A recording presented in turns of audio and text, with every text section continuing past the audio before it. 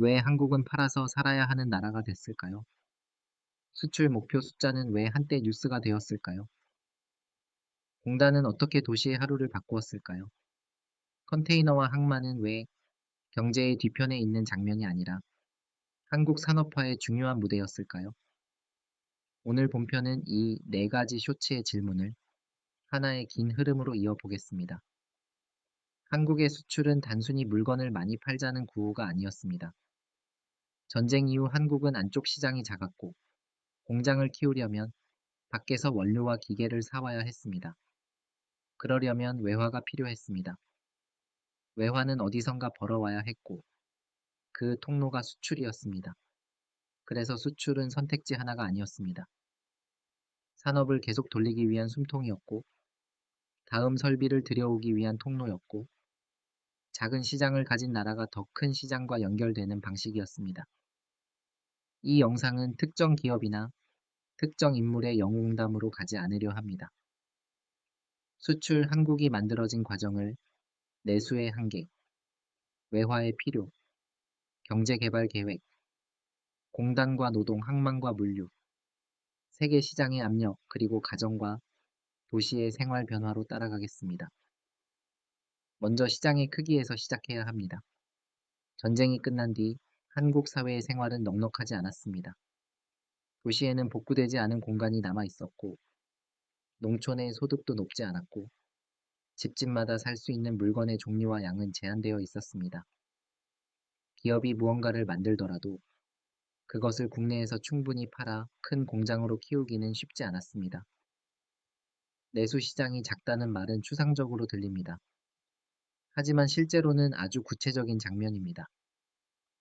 한 동네에 가게가 팔 수 있는 양, 한 가정이 새 물건을 살 수 있는 횟수, 한 공장이 다음 달에도 기계를 돌릴 만큼 주문을 받을 수 있는지의 문제입니다.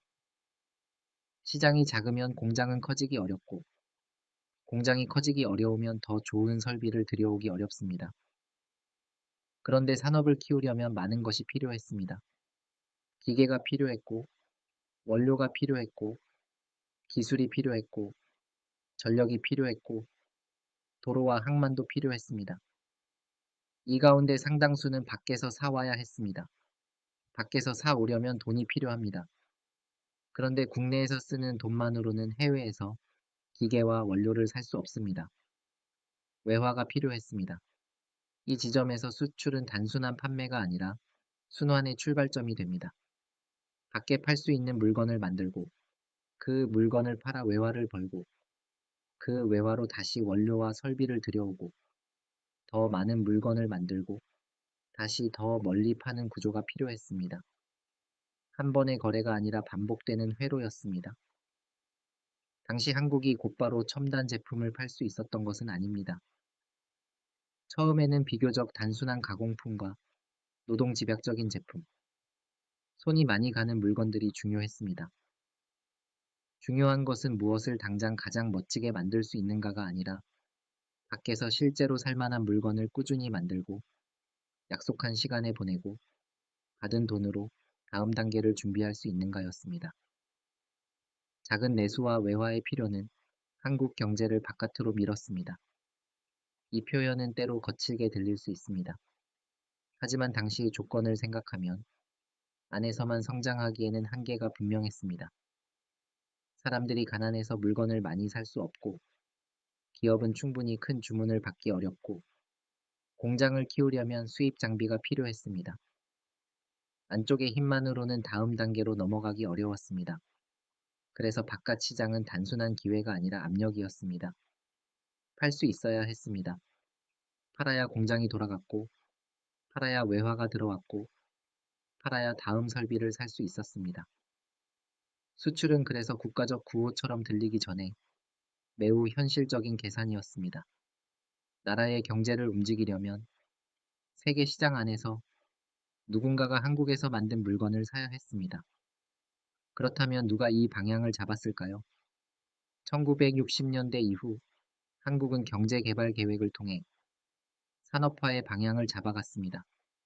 여기에는 도로와 전력, 공단과 금융, 무역 진흥과 인력 양성 같은 여러 과제가 함께 들어 있었습니다. 계획은 종이 위에 문장만으로 끝나지 않았습니다. 어떤 산업을 먼저 키울지, 어떤 설비를 들여올지, 어떤 기업에 자금을 연결할지, 어떤 항만과 도로를 확충할지의 문제로 이어졌습니다. 계획이 모든 것을 설명하지는 않습니다. 현장의 기업, 노동자, 기술자, 상인, 항만 노동자 운송기사, 은행과 행정기관, 해외의 바이어의 선택이 모두 맞물려야 했습니다. 하지만 계획은 방향을 만들었습니다. 무엇을 중요한 목표로 볼 것인지, 어떤 숫자를 매달 확인할 것인지, 어떤 공장을 어디에 모을 것인지가 정해지면 사회의 리듬도 그쪽으로 기울기 시작합니다. 수출 목표 숫자가 뉴스가 된 이유도 여기에 있습니다. 오늘 기준으로 보면 이상할 수 있습니다. 어떤 나라의 국민이 왜 매달 수출액을 보고 목표 달성을 듣고 무역 관련 행사를 중요하게 받아들였을까요? 그러나 당시에는 그 숫자가 단순한 기업 실적이 아니었습니다. 수출이 늘었다는 말은 외화가 들어왔다는 뜻이고, 외화가 들어왔다는 말은 원료와 기계를 들여올 여지가 생겼다는 뜻이었습니다. 숫자 하나에는 공장의 다음 주문이 걸려 있었습니다. 공장은 물건을 만들려면 원료가 필요합니다.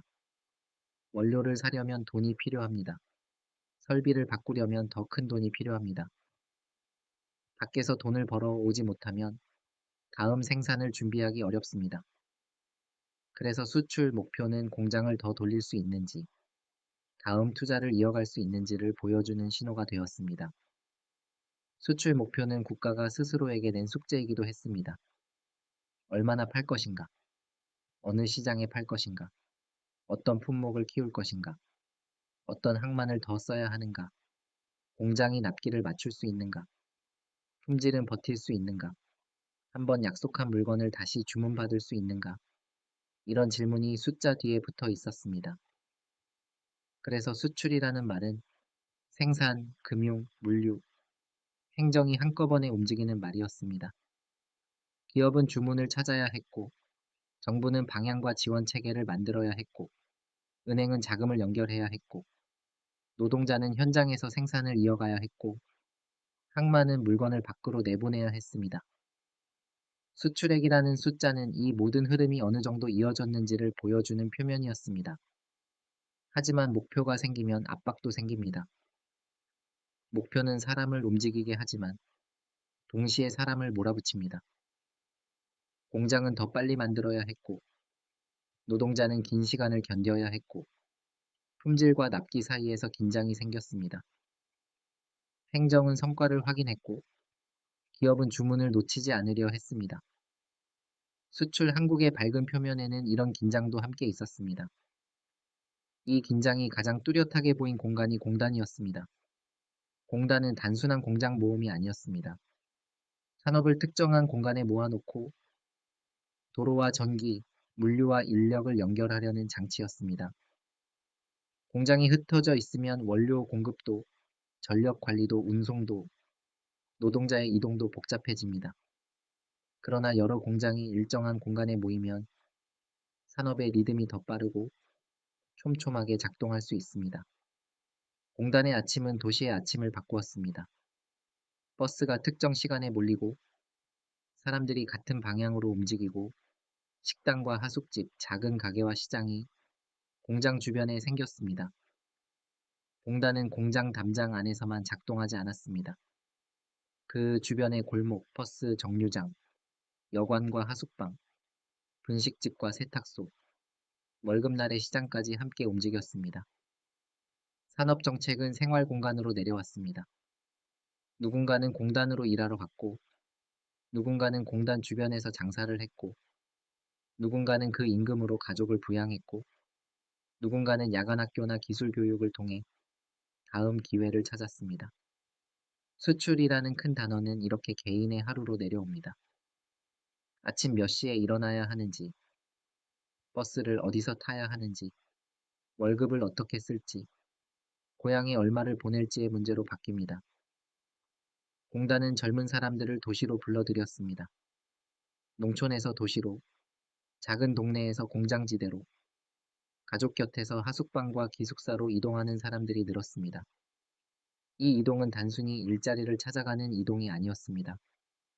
생활 방식이 바뀌는 일이었습니다.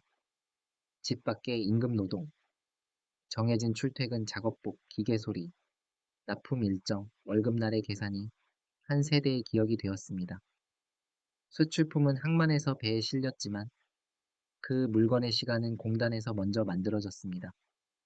옷감이 잘리고 신발이 조립되고 전자부품이 맞춰지고 금속이 가공되고 상자가 포장되었습니다. 한 제품이 해외로 나가기 전에 수많은 손과 눈, 반복되는 작업과 검사, 지시와 조정이 필요했습니다. 세계 시장에서 팔리는 물건은 추상적인 경제 지표가 아니라 구체적인 작업대 위에서 만들어졌습니다. 이 장면을 볼 때 조심해야 할 점이 있습니다. 수출 성장의 역사를 노동의 고통만으로 설명하면 충분하지 않습니다. 많은 사람에게 공단은 힘든 장소였지만 동시에 임금을 얻고 가족을 돕고 도시에서 미래를 상상하게 한 장소이기도 했습니다. 반대로 공단을 기회의 상징으로만 말해도 부족합니다. 긴 노동시간, 낮은 임금, 열악한 환경, 생활의 불안정은 분명히 존재했습니다. 완성도 높은 기록은 이 두 면을 함께 봐야 합니다. 수출 한국은 성과와 비용이 함께 쌓인 역사였습니다. 국가 통계가 성장할 때 사람들의 몸도 함께 움직였습니다. 공장 가동률과 납품 일정 뒤에는 잠이 부족한 사람, 고향을 떠난 사람, 기술을 배운 사람, 가족에게 돈을 붙인 사람, 더 나은 삶을 기대한 사람이 있었습니다. 이제 공단에서 항만으로 시선을 옮겨보겠습니다. 수출은 좋은 물건을 만드는 것으로 끝나지 않습니다. 물건은 밖으로 나가야 합니다. 공장에서 항만까지 가야 하고, 배에 실려야 하고, 약속한 시장까지 도착해야 합니다. 이 과정이 흔들리면 생산이 아무리 좋아도 거래는 완성되지 않습니다. 물류는 경제의 조용한 뼈대입니다. 도로, 트럭, 철도, 창고, 항만 선박, 서류, 검사, 통관, 보험, 결제까지 이어지는 긴 사슬이 있습니다. 평소에는 잘 보이지 않습니다. 하지만 어느 한 곳이 막히면 모든 사람이 그 존재를 느낍니다. 수출 경제는 이 사슬이 끊기지 않아야 작동합니다. 컨테이너는 이 사슬을 눈에 보이게 만든 상징이었습니다. 컨테이너 자체는 단순한 철제 상자처럼 보입니다. 하지만 상자의 크기와 운송 방식이 맞춰지면 물건을 다시 풀고 싸는 시간이 줄어듭니다. 공장, 트럭, 항만, 배가 같은 규격과 일정 안에서 움직일 수 있습니다. 세계 시장은 멀리 있지만 물류의 규칙이 맞춰지면 그 거리는 조금 더 관리 가능한 거리로 바뀝니다. 한국의 수출 경제는 항만의 시간과 함께 빨라졌습니다. 항만은 공장 밖에 있는 또 다른 공장 같았습니다. 크레인이 움직이고 트럭이 줄을 서고 창고에서 화물이 확인되고 배의 출항 시간이 다가옵니다. 여기에서 중요한 것은 화려한 장면이 아니라 정확함입니다. 언제 들어오고 언제 나가고 어떤 순서로 싣고 어떤 서류가 붙는지가 중요합니다. 물류가 안정되면 기업은 더 멀리 팔 수 있습니다. 납기가 지켜지고 파손이 줄고 비용을 계산할 수 있고 해외의 구매자가 다시 주문할 가능성이 높아집니다. 반대로 물류가 불안하면 좋은 물건도 신뢰를 얻기 어렵습니다. 수출 경제에서 신뢰는 제품 품질만이 아니라 시간의 품질이기도 합니다. 항만과 도로는 그래서 수출 한국에 보이지 않는 약속이었습니다.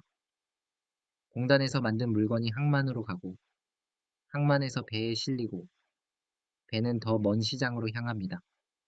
이 길 위에 있는 사람들은 모두 다른 일을 하지만 결국 하나의 약속을 지키고 있습니다.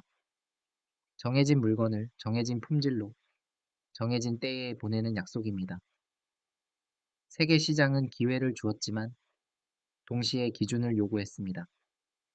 해외 구매자는 한국이 필요하다고 해서 무조건 사주지 않습니다. 가격이 맞아야 하고 품질이 버텨야 하고 납기가 지켜져야 하고 다음 주문에서도 믿을 수 있어야 합니다. 수출은 바깥으로 나가는 길이지만 동시에 바깥의 기준이 안쪽으로 들어오는 길이었습니다. 이 점이 중요합니다. 수출은 한국 기업과 공장이 세계 시장에 물건을 내보낸 일이었습니다. 그러나 그 과정에서 세계 시장의 요구도 한국의 공장과 사무실, 항만과 도시에 들어왔습니다. 더 일정한 품질, 더 빠른 납기, 더 낮은 비용, 더 정확한 포장, 더 세밀한 계산이 필요해졌습니다. 밖에 팔기 시작하면 안쪽에 일하는 방식도 바뀝니다. 공장에서는 검사와 표준이 중요해지고, 사무실에서는 주문서와 결제가 중요해지고, 항만에서는 일정과 보관이 중요해집니다. 학교와 훈련기관은 기술 인력을 길러야 하고, 가정은 자녀가 새로운 기술을 배워야 한다고 느끼게 됩니다. 수출은 경제 지표를 바꾸는 동시에 교육과 생활의 기대를 바꾸었습니다. 가정의 시간도 바뀌었습니다. 공장에서 일하는 가족이 생기고 월급날이 집안 살림의 기준이 되고 도시로 간 자녀가 고향에 돈을 보내고 부모는 자녀 교육을 더 크게 생각하게 됩니다.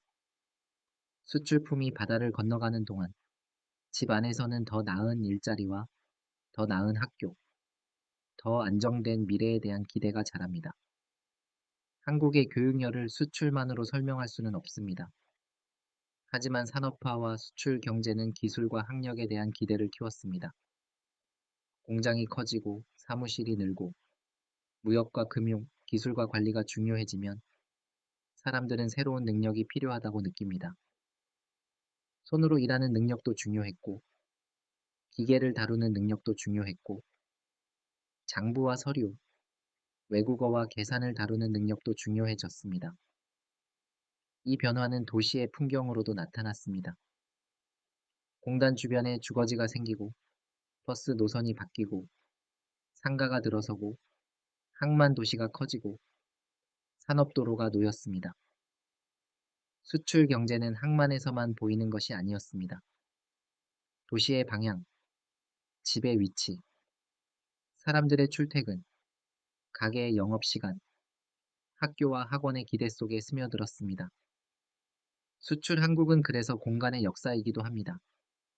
계획이 만들어진 사무실, 원료가 들어온 항만, 물건을 만든 공단, 돈이 오간 은행, 노동자가 살던 하숙집, 가족이 기다리던 방, 트럭이 달리던 도로, 배가 떠나던 부두가 모두 이 역사 안에 있습니다. 하나의 제품이 세계 시장으로 나갈 때, 그 뒤에는 이렇게 많은 공간이 연결되어 있었습니다. 그러나 수출 중심의 길은 언제나 안정적이지만은 않았습니다. 바깥 시장에 의존한다는 것은 바깥의 변화에 흔들린다는 뜻이기도 합니다. 해외 수요가 줄면 주문이 줄고, 원자재 가격이 오르면 비용이 오르고, 환율이 흔들리면 계산이 바뀝니다. 세계 시장과 연결된다는 것은 더 큰 기회를 얻는 일이지만, 동시에 더 큰 파도에 노출되는 일이었습니다. 작은 내수의 한계를 넘기 위해 바깥으로 나갔지만, 바깥으로 나간 만큼 바깥의 조건을 신경 써야 했습니다. 이것이 수출 경제의 긴장입니다. 안에서만 팔면 시장이 작습니다. 밖에 팔면 시장은 넓어지지만 경쟁도 거세집니다. 안에서는 익숙한 소비자를 상대하지만 밖에서는 다른 기준과 다른 가격, 다른 거래 관습을 만나야 합니다. 수출은 문을 여는 일이면서 동시에 시험장에 들어서는 일이었습니다. 한국 기업은 이 시험장에서 배웠습니다. 처음부터 모든 것이 잘 된 것은 아니었습니다. 품질 문제도 있었고, 납기 문제도 있었고, 가격 경쟁에 몰리는 일도 있었습니다. 그러나 반복되는 거래 속에서 기술과 관리가 쌓였습니다. 해외 시장에서 다시 주문을 받으려면 한 번의 판매보다 지속적인 신뢰가 중요하다는 사실도 배웠습니다. 국가 역시 배웠습니다. 무역을 늘리려면 단순히 기업에게 열심히 하라고 말하는 것만으로는 부족했습니다. 도로와 항만, 전력과 통신, 금융과 교육, 법과 행정이 함께 움직여야 했습니다. 공장 안의 생산성만 높인다고 수출이 완성되지 않습니다. 물건이 만들어져서 바깥의 소비자에게 도착하기까지의 모든 과정이 산업 정책의 일부가 됩니다.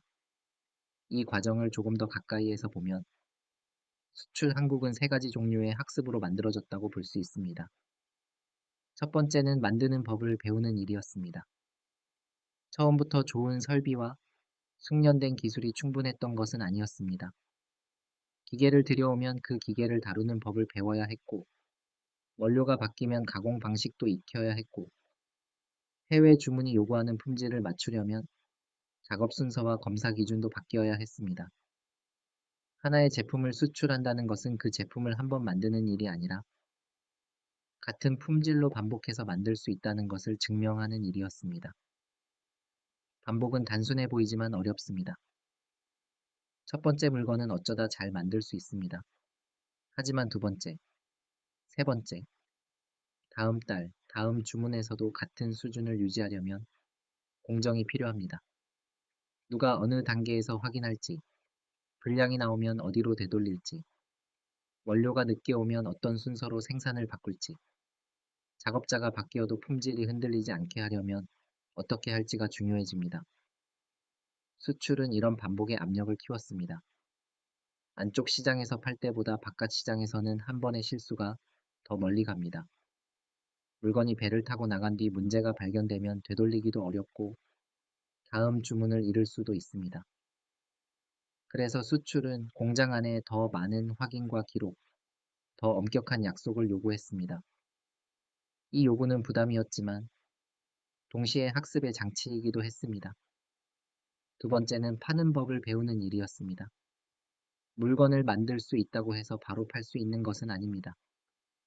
누가 살지 찾아야 하고, 어떤 가격을 제시할지 계산해야 하고, 샘플을 보여주어야 하고, 거래 조건을 맞춰야 합니다. 해외의 구매자는 한국의 사정을 기다려주지 않습니다. 같은 물건을 만들 수 있는 다른 나라, 다른 기업과 비교합니다. 이때 무역을 돕는 기관과 네트워크가 중요해졌습니다. 해외 시장의 정보를 모으고, 전시회에 나가고, 바이어를 만나고, 통역과 서류를 준비하고, 신용과 결제 조건을 확인하는 일이 필요했습니다. 공장 안의 생산과 공장 밖의 판매는 서로 다른 능력입니다. 수출 한국은 이 두 능력을 함께 키워야 했습니다. 세 번째는 보내는 법을 배우는 일이었습니다. 물건을 팔기로 약속했으면 그 물건은 실제로 도착해야 합니다. 포장은 견딜 수 있어야 하고, 창고 보관이 가능해야 하고, 항만 일정과 맞아야 하고, 배의 출항과 도착, 통관과 결제까지 이어져야 합니다. 생산이 끝났다고 거래가 끝난 것이 아닙니다. 거래는 도착하고 확인될 때까지 계속됩니다. 이 세 가지 학습은 서로 따로 움직이지 않았습니다. 만드는 법이 부족하면 팔 수 없습니다. 하는 법이 부족하면 공장이 커질 수 없습니다. 보내는 법이 부족하면 신뢰를 얻을 수 없습니다. 어느 한 부분만 좋아져도 충분하지 않았습니다. 공장, 사무실, 은행, 운송, 항만, 해외 네트워크가 함께 움직여야 했습니다. 그래서 수출 한국은 단순히 생산량의 문제가 아니었습니다. 그것은 조율 능력의 문제였습니다. 여러 사람이 서로 다른 장소에서 같은 약속을 지키도록 만드는 능력입니다. 공장의 생산 계획, 운송 일정, 항만의 작업 시간, 결제 조건, 해외 바이어의 요구, 원료 수입 일정이 하나의 흐름 안에서 맞아야 했습니다. 이 조율 능력이 쌓일수록 수출은 한 번의 사건이 아니라 일상적인 시스템이 되었습니다. 수출이 일상적인 시스템이 되면 사회의 언어도 바뀝니다.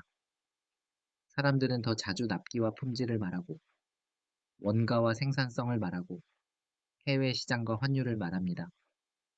어떤 말은 공장과 사무실에서 시작해 신문과 방송으로 올라오고 다시 가정의 대화로 내려옵니다. 경제 용어가 생활 용어가 되는 순간이 생깁니다.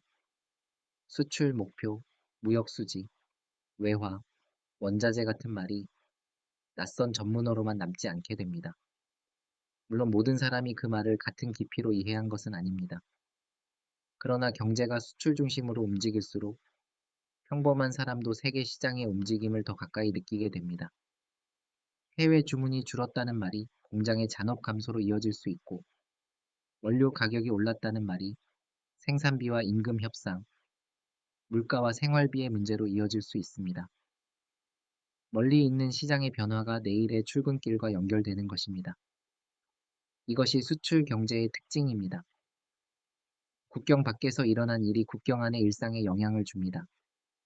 어느 나라의 소비가 줄어들면 한국 공장에 주문이 줄 수 있고, 어느 항로가 막히면 납기가 흔들릴 수 있고, 어느 원료의 가격이 오르면 공장과 가정의 계산이 바뀔 수 있습니다.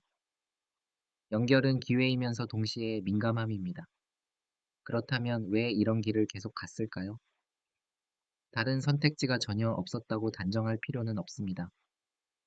역사에는 언제나 여러 경로가 있습니다. 하지만 당시 한국의 조건에서 수출은 매우 강한 설득력을 가진 길이었습니다. 내수는 작고, 외화는 부족하고, 산업화는 필요하고, 국제 질서 안에서 원조와 무역, 기술과 자본의 흐름을 활용해야 했습니다. 수출은 이 조건들을 하나의 방향으로 묶는 방식이었습니다. 이 방향은 기업의 구조도 바꾸었습니다. 작은 작업장과 공장은 더 큰 주문을 받기 위해 설비를 늘리고, 관리자를 두고, 품질을 확인하고, 납품 체계를 맞춰야 했습니다. 어떤 기업은 성장했고, 어떤 기업은 도태되었습니다. 수출을 한다는 것은 해외 시장의 평가를 받는다는 뜻이었고, 그 평가를 견디는 기업과 그렇지 못한 기업 사이의 차이가 벌어질 수밖에 없었습니다. 금융도 이 흐름과 연결되었습니다. 공장을 돌리려면 먼저 돈이 필요합니다. 원료를 사고 임금을 지급하고 기계를 고치고 물건이 팔려 돈이 들어오기 전까지 버텨야 합니다. 수출이 늘어날수록 금융은 단순한 뒷받침이 아니라 생산의 일부가 됩니다. 자금이 제때 돌지 않으면 좋은 주문도 실행하기 어렵습니다. 이때 신용이라는 말이 중요해집니다. 은행이 기업을 믿고 돈을 빌려줄 수 있는가? 해외 구매자가 한국 기업을 믿고 주문할 수 있는가? 정부와 기관이 어떤 기업과 산업을 지원할지 판단할 수 있는가? 수출은 물건만 오가는 거래가 아니라 믿음과 약속, 위험과 보증이 오가는 거래였습니다. 신용은 한 번에 생기지 않습니다. 약속을 지키고 다시 거래하고 문제가 생겼을 때 해결하고 품질을 유지하면서 조금씩 쌓입니다. 한국의 수출 기업들은 이 신용을 얻기 위해 가격 경쟁을 했고 납기를 맞추려 했고 품질을 개선하려 했습니다. 때로는 그 부담이 노동자에게 내려갔고 때로는 기업의 무리한 확장으로 이어지기도 했습니다. 그래서 수출 성장의 기록에는 항상 질문이 붙습니다. 성장을 위해 누가 어떤 위험을 감당했는가? 목표를 맞추기 위해 어떤 비용이 뒤로 밀렸는가? 한 산업이 커질 때 다른 산업이나 지역은 어떤 시간을 살았는가? 수출액이라는 숫자가 커질 때 그 숫자 안에 들어가지 않은 삶은 무엇이었는가? 이 질문은 수출의 의미를 깎아내리기 위한 것이 아닙니다. 오히려 수출 한국의 규모를 제대로 보기 위한 질문입니다. 큰 변화일수록 그 안에는 성과와 비용이 함께 있습니다. 공단이 만든 일자리, 항만이 만든 연결, 도시가 얻은 성장과 함께 긴 노동시간과 불안정한 생활, 지역의 불균형, 외부 시장에 대한 의존도 함께 봐야 합니다. 공단의 노동을 이야기할 때도 마찬가지입니다. 많은 젊은 노동자들이 공장에서 새로운 삶을 시작했습니다. 그들은 단순히 산업화의 배경이 아니었습니다. 실제로 물건을 만들고, 기계를 익히고, 작업 속도를 맞추고, 분량을 줄이고, 밤늦게까지 생산을 이어간 사람들이었습니다. 그들의 손과 시간이 없었다면 수출 한국이라는 말은 성립하기 어렵습니다. 하지만 그들을 영웅으로만 그리는 것도 조심해야 합니다. 영웅담은 때로 사람의 고단함을 아름다운 이야기로 덮어버립니다. 기록은 더 차분해야 합니다. 공장에서 일한 사람들은 나라를 위해서만 일한 것이 아니라 자신의 생계와 가족, 미래를 위해 일했습니다. 누군가는 선택지가 적어서 공장으로 갔고, 누군가는 돈을 벌기 위해 도시로 갔고, 누군가는 기술을 배우고 더 나은 자리로 가기 위해 버텼습니다. 이 삶의 동기는 하나로 묶이지 않습니다. 그래서 수출 한국의 노동사는 다양한 목소리의 역사입니다. 자부심도 있었고, 피로도 있었고, 기회도 있었고, 억울함도 있었습니다. 공단의 불빛은 성장에 비치면서 밤늦게까지 일한 사람들의 불빛이기도 했습니다.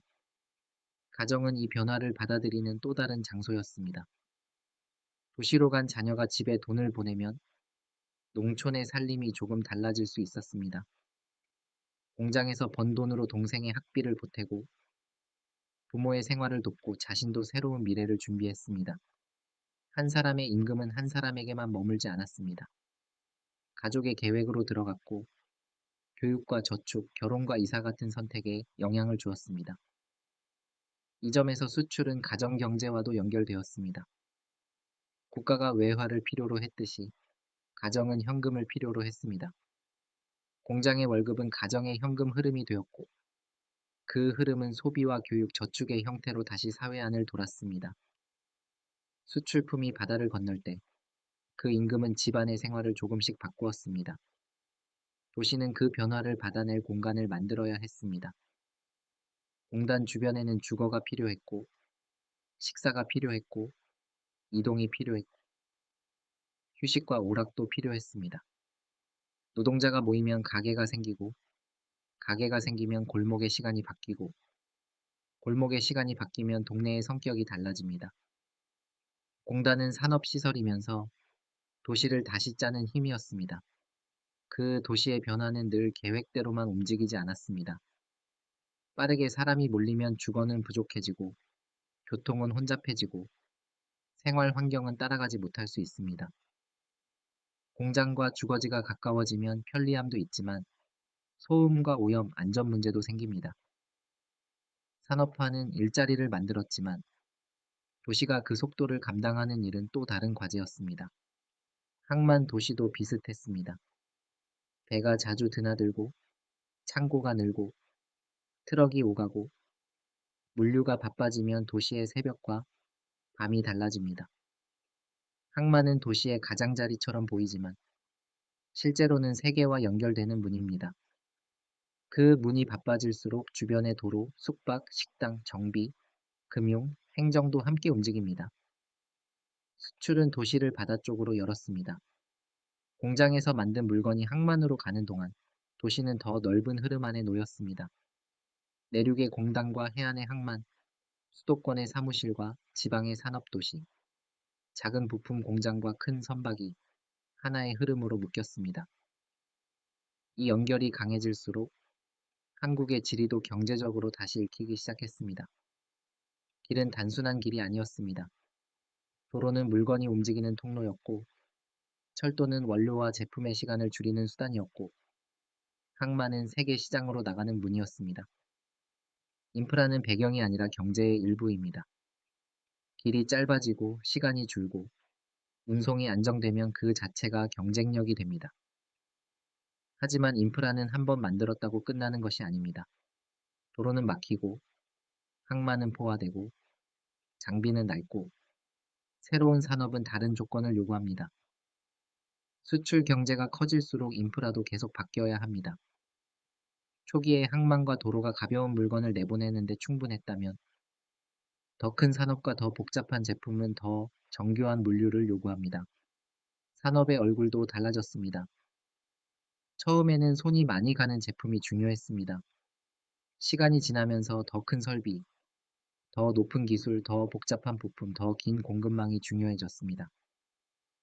가벼운 제품에서 무거운 산업으로, 단순한 조립에서 더 복잡한 제조로, 값싼 노동의 강점에서 품질과 기술의 강점으로 이동하려는 압력이 생겼습니다.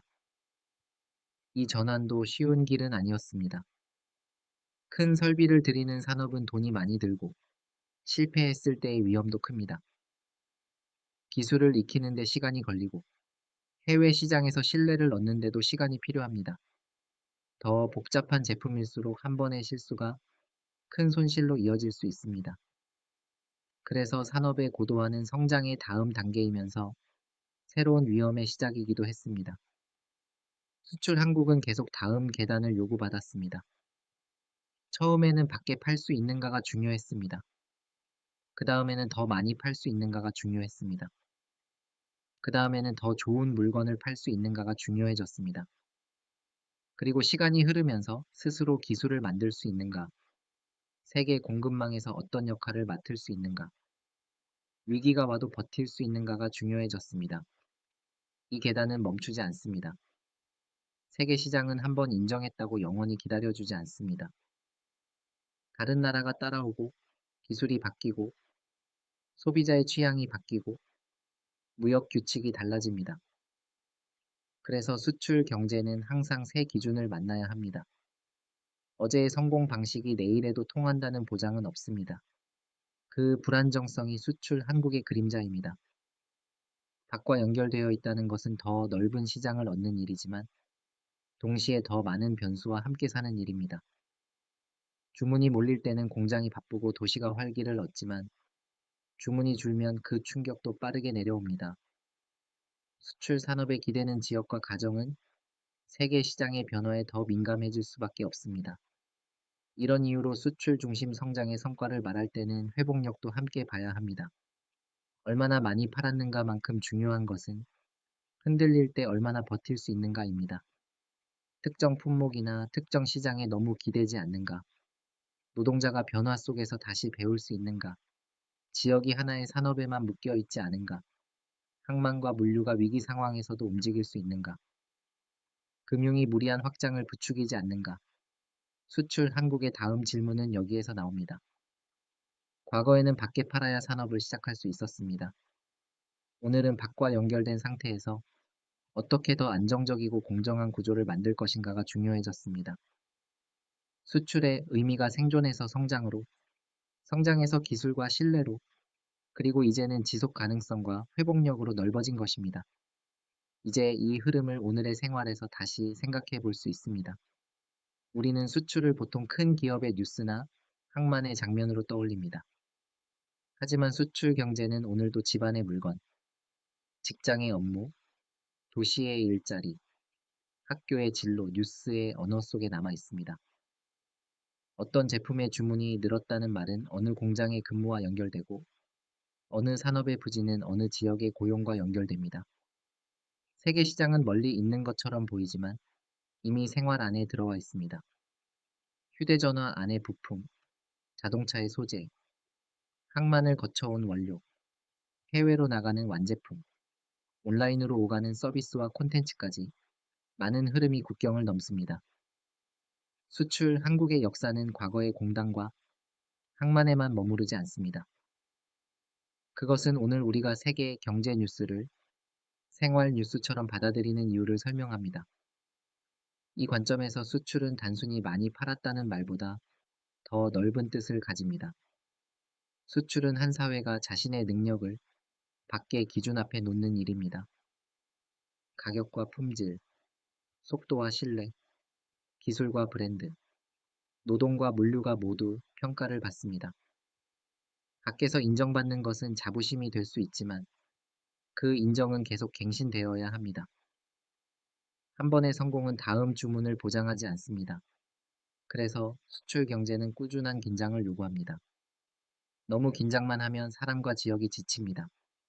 하지만 긴장이 전혀 없으면 세계 시장의 변화에 뒤처질 수 있습니다. 어느 정도의 경쟁 압력을 어떻게 산업의 학습으로 바꿀 것인가? 그 압력이 노동자의 삶을 무너뜨리지 않게 하려면 어떤 장치가 필요한가? 기업의 성과가 지역과 세대의 기회로 이어지려면 무엇이 필요한가? 이런 질문이 중요해집니다. 과거의 수출 한국은 먼저 살아남는 법을 배웠습니다.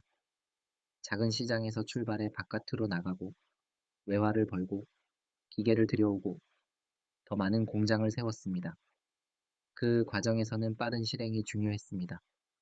그러나 오늘의 수출 한국은 빠른 실행만으로는 충분하지 않습니다. 기술을 오래 쌓고 공급망을 안정적으로 관리하고 노동과 환경, 안전과 지역 균형을 함께 생각해야 합니다. 이 변화는 수출의 기준이 성숙했다는 뜻이기도 합니다. 초기에는 바깥에 팔 수 있는가가 가장 큰 질문이었습니다. 이제는 무엇을 어떤 방식으로 팔 것인가가 더 중요해졌습니다. 싸게 많이 파는 것만으로는 오래 버티기 어렵습니다. 높은 기술과 신뢰, 안정적인 품질과 책임 있는 생산, 위기에도 유지되는 공급 능력이 필요합니다. 그렇다고 과거를 단순히 낡은 단계로만 볼 수는 없습니다. 오늘의 복잡한 산업도 과거의 단순한 반복과 학습, 공단의 시간, 항만의 약속, 노동자의 숙련 위에 쌓였습니다. 처음부터 높은 기술 산업으로 뛰어오른 것이 아니라 팔고 배우고 고치고 다시 파는 과정을 거쳤습니다. 그 반복이 없었다면 오늘의 산업 기반도 지금과 같기 어려웠습니다. 역사는 그래서 결과보다 과정을 봐야 합니다. 지금의 수출 품목만 보면 과거의 손작업과 포장, 밤샘 생산과 항만의 새벽이 잘 보이지 않습니다. 하지만 그 보이지 않는 시간들이 있었기에 한국은 세계 시장 안에서 자신이 할 수 있는 일을 조금씩 넓혀갔습니다. 수출 한국은 어느 날 완성된 정체성이 아니라 계속 수정되어 온 작업 과정이었습니다. 그리고 그 과정에는 항상 선택이 있었습니다. 어떤 산업을 키울 것인가? 어떤 지역의 인프라를 놓을 것인가? 어떤 노동 조건을 받아들일 것인가? 어떤 위험을 기업이 지고 어떤 위험을 사회가 함께 나눌 것인가? 어떤 성과를 통계로 남기고 어떤 고통을 기록으로 남길 것인가? 이런 선택들이 모여 한 나라의 경제 구조를 만듭니다. 수출 한국을 이해한다는 것은 그 선택의 결과를 보는 일입니다. 작은 내수라는 출발 조건만 보면 한국은 어쩔 수 없이 바깥으로 나간 나라처럼 보입니다. 하지만 그 바깥으로 나가는 방식은 여러 선택으로 만들어졌습니다. 공단을 만들고 항만을 키우고 무역기관을 세우고 금융을 연결하고 노동력을 도시로 모으고 세계 시장의 기준을 받아들였습니다. 그 선택들은 성장을 만들었고 동시에 숙제를 남겼습니다. 성장은 생활을 바꾸었습니다.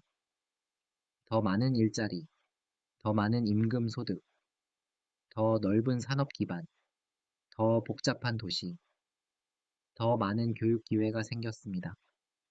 하지만 숙제도 남았습니다. 노동의 가치, 지역의 균형, 대외 의존, 산업 전환의 충격, 세계 시장의 흔들림을 어떻게 감당할 것인가가 계속 따라왔습니다. 그래서 이 이야기는 과거형으로만 끝나지 않습니다. 수출 한국은 만들어졌고 지금도 다시 만들어지고 있습니다. 품목이 바뀌고 기술이 바뀌고 시장이 바뀌고 사람들의 기대가 바뀝니다. 과거에는 공단의 생산 라인과 항만의 크레인이 주된 장면이었다면 오늘은 연구실과 데이터 센터, 반도체 공정과 배터리 공장, 콘텐츠 제작실과 글로벌 물류망도 함께 들어옵니다. 하지만 근본 질문은 비슷합니다. 밖과 연결되어 살아가는 사회가 그 연결을 어떻게 더 안전하고 더 넓은 기회로 만들 것인가? 세계 시장의 기준을 받아들이면서도 안쪽의 삶을 어떻게 지킬 것인가? 많이 파는 사회에서 잘 만드는 사회로, 그리고 잘 만드는 사회에서 오래 버티는 사회로 어떻게 넘어갈 것인가? 여기서 수출 한국의 논리가 조금 더 선명해집니다. 첫째, 작은 내수는 바깥 시장을 필요하게 만들었습니다. 둘째, 외화의 필요는 수출을 산업화의 통로로 만들었습니다. 셋째, 경제개발 계획은 그 방향을 국가적 목표로 묶었습니다. 넷째, 공단은 생산의 공간을 만들었습니다. 다섯째, 항만과 물류는 그 생산을 세계 시장으로 보냈습니다. 여섯째, 세계 시장은 다시 품질과 납기, 비용의 기준을 안쪽으로 가져왔습니다. 이 구조가 반복되면서 한국의 생활도 바뀌었습니다. 사람들은 수출이라는 말을 신문 기사에서만 만난 것이 아닙니다. 가족의 일자리에서, 공단 주변의 버스에서, 항만 도시의 새벽에서, 학교의 진로 상담에서, 월급 봉투와 저축 계획에서 만났습니다. 경제의 방향이 생활의 방향으로 내려온 것입니다.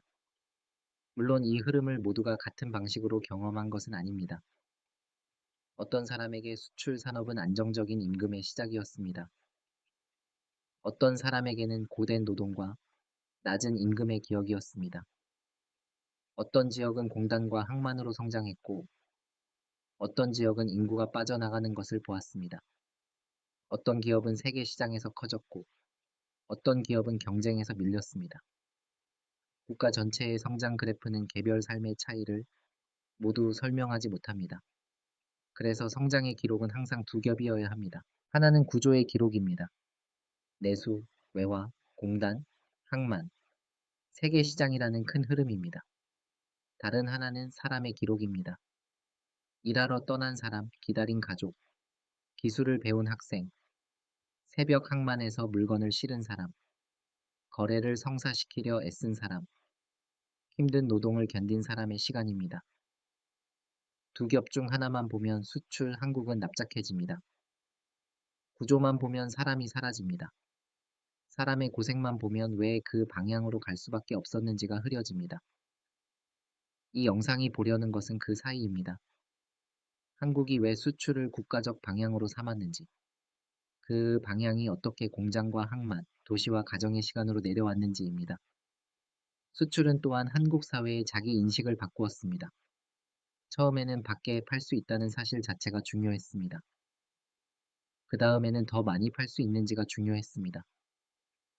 시간이 지나자 어떤 물건을 팔 수 있는지, 어떤 기술을 만들 수 있는지, 어느 시장에서 경쟁할 수 있는지가 중요해졌습니다.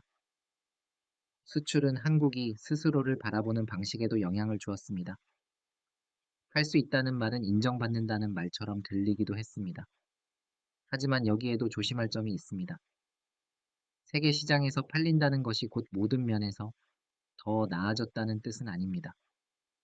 가격을 낮추기 위해 누군가의 노동이 더 싸게 계산될 수 있고, 납기를 맞추기 위해 생활이 더 압박받을 수 있고, 경쟁에서 이기기 위해 환경과 안전이 뒤로 밀릴 수 있습니다. 수출의 성공은 질문을 끝내는 말이 아니라 다음 질문을 여는 말입니다.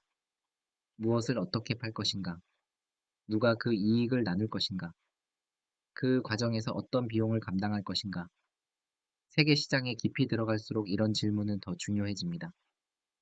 초기 수출 산업화의 목표가 생존과 성장에 가까웠다면 시간이 지날수록 품질, 기술, 안전, 노동, 환경, 분배, 지역 균형 같은 문제가 함께 따라붙습니다. 오늘의 한국 수출은 과거와 다릅니다. 이제는 단순히 값싼 노동으로 물건을 많이 만드는 단계만으로 설명할 수 없습니다. 반도체, 자동차, 선박, 배터리, 콘텐츠, 서비스, 부품과 장비, 물류와 플랫폼이 복잡하게 얽혀 있습니다. 세계 공급망 안에서 한국은 더 넓은 역할을 하지만 그만큼 외부 충격에도 더 민감합니다. 어느 나라의 경기 변화, 어느 항만의 지연, 어느 원료의 가격, 어느 기술 규제, 어느 환율의 움직임이 한국의 기업과 가정에도 영향을 줄 수 있습니다. 수출 한국은 세계와 연결되어 성장했지만 그 연결 때문에 세계의 흔들림도 더 가까이 느끼게 되었습니다. 그래서 오늘 수출의 의미는 단순히 더 많이 파는 데서 끝나지 않습니다. 무엇을 안정적으로 만들 수 있는가? 어떤 기술을 스스로 쌓을 수 있는가? 어떤 노동 조건을 지킬 수 있는가? 어떤 지역과 세대가 함께 기회를 얻을 수 있는가? 세계 시장의 변화 속에서도 생활이 너무 쉽게 흔들리지 않도록 어떤 기반을 준비할 것인가? 이런 질문이 남습니다. 다시 처음으로 돌아가 보겠습니다. 왜 한국은 팔아서 살아야 하는 나라가 됐을까요? 한국이 처음부터 수출을 좋아했기 때문만은 아닙니다. 안쪽 시장은 작았고, 산업을 키우려면 밖에서 원료와 기계를 사와야 했고, 그 돈을 벌기 위해 바깥 시장으로 나가야 했습니다. 수출은 구호가 되기 전에 조건이었습니다. 그리고 그 조건은 구조가 되었습니다. 경제개발 계획은 방향을 만들었고, 공단은 생산을 모았고, 항만과 도로는 물건을 움직였고, 세계 시장은 기준을 요구했습니다. 노동자와 기술자, 기업과 행정, 가족과 도시가 그 구조 안에서 각자의 시간을 보냈습니다. 수출 한국은 한 번에 만들어지지 않았습니다. 팔아서 벌고, 번 돈으로 다시 만들고, 다시 더 멀리 파는 순환이 반복되었습니다.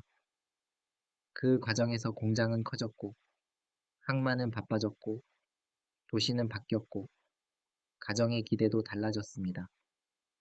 동시에 노동의 압박, 외부 의존, 지역 차이, 세계 시장의 변동성도 함께 커졌습니다.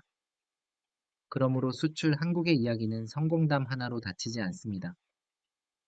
그것은 작은 내수에서 출발해 세계 시장으로 들어간 나라의 기록입니다. 외화를 벌기 위해 시작한 길이 산업과 도시, 노동과 생활, 교육과 미래 기대를 바꾼 이야기입니다. 수출은 배 위의 컨테이너에만 있지 않았습니다. 공단의 아침, 항만의 새벽, 가족의 식탁, 학교의 교실, 도시의 버스 노선, 그리고 오늘 우리가 세계의 경제 뉴스를 보는 방식 안에도 남아 있습니다. 그날의 기록은 여기에서 멈춥니다. 한국은 팔아서 살아야 하는 나라가 되었습니다. 하지만 그 말은 단순히 물건을 판다는 뜻이 아닙니다. 각과 연결되어 산업을 키우고 그 연결 속에서 기회와 위험을 함께 받아들이며 매번 다음 기준을 다시 배워온 사회라는 뜻에 가깝습니다.